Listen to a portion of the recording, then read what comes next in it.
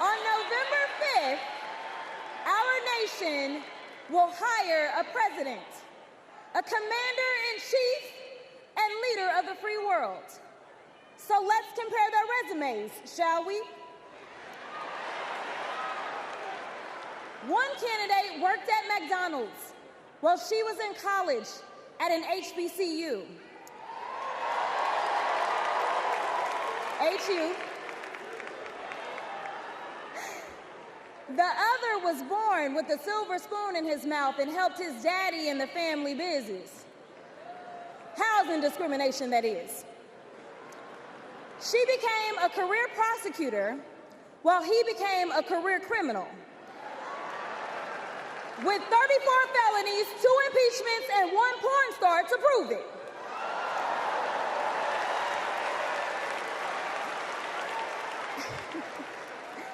Her entire career as an elected district attorney, attorney general, and senator, she's always worked for one client, the people. Meanwhile, he's a 78-year-old, lifelong predator, fraudster, and cheat, known for inciting violent mobs. Listen, y'all. He's only looked out for one person, himself. As women are dying, he is bragging about overturning Roe. And y'all know I come from Texas. And right now in Texas, come on, Texas. But right now in Texas, they want to institute the death penalty. That is a problem. While Kamala Harris is fighting for our reproductive rights to be restored. She is also the leader we need on the global stage.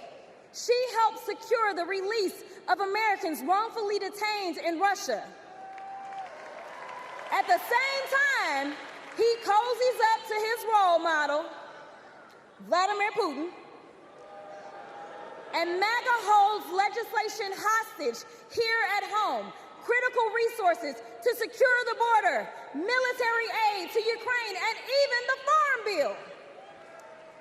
She's lived the American dream while he's been America's nightmare.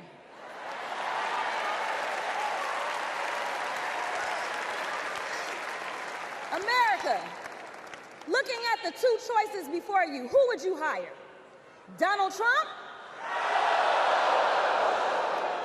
or Kamala Harris?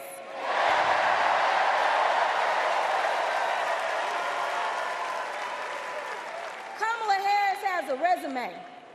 Donald Trump has a rap sheet.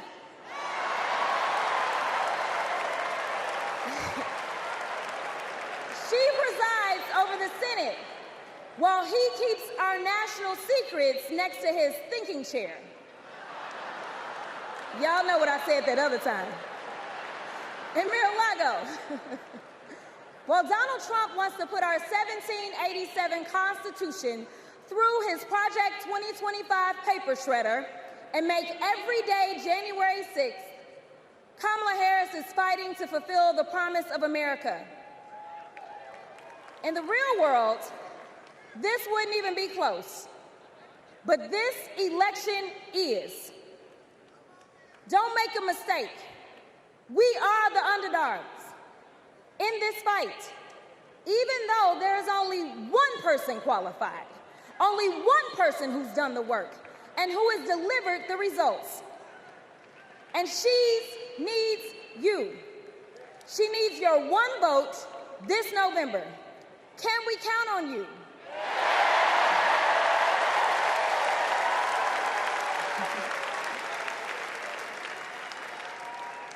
Some of you know a little bit of my history, some of you don't, so let me tell you. I was a public defender.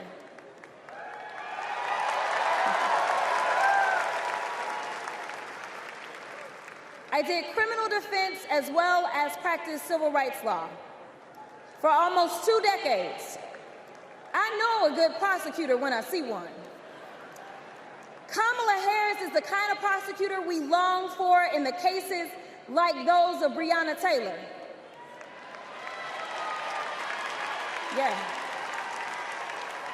She was the first Attorney General in the nation to order that her officers wear body cams, and she started the Back on Track program to reduce recidivism.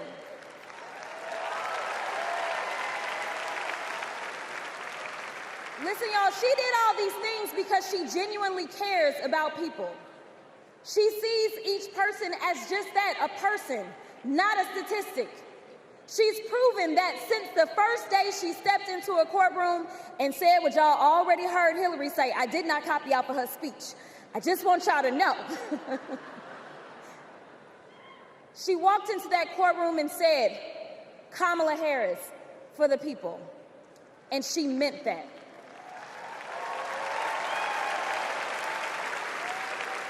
Many of you know her credentials, but what I love about Kamala Harris goes beyond her resume. Is that she sees the humanity in everyone. She's the only candidate in this race who is capable of empathy. When I first got to Congress, I wasn't sure I made the right decision. The Chaos Caucus couldn't elect a speaker, and the Oversight Committee was unhinged. I was going through all of this when I visited the Vice President's residence for the first time.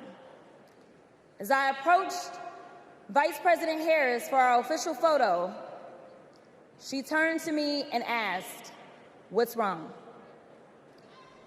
Mind you, we'd never met, but she saw right through me. She saw the distress. I immediately began crying.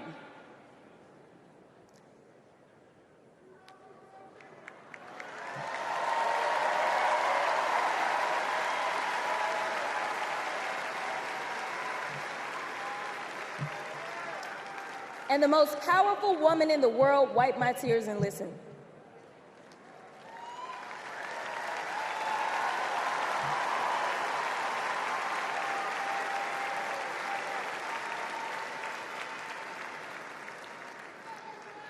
It's so hard for me to tell this story. She then said, among other things, "You are exactly where God wants you. Your district chose you because they believe in you, and so do I."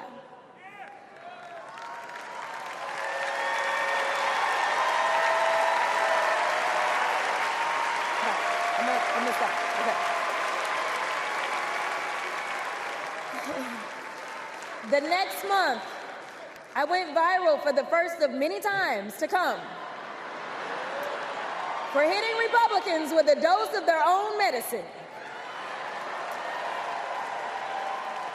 That brief but impactful interaction gave me my legislative legs, and I've been running ever since.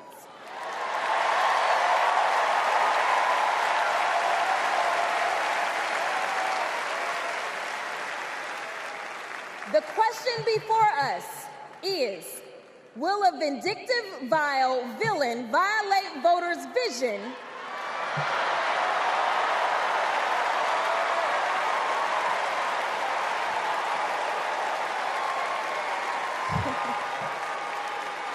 for a better America or not? I hear alliterations are back in style. We deserve better.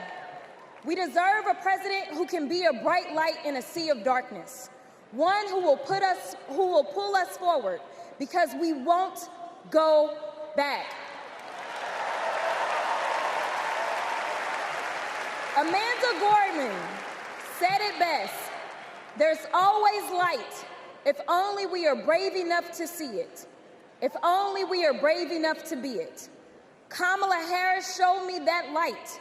And America, when she is our president, together we will shine as that beacon of hope and freedom around the world once more. God bless y'all.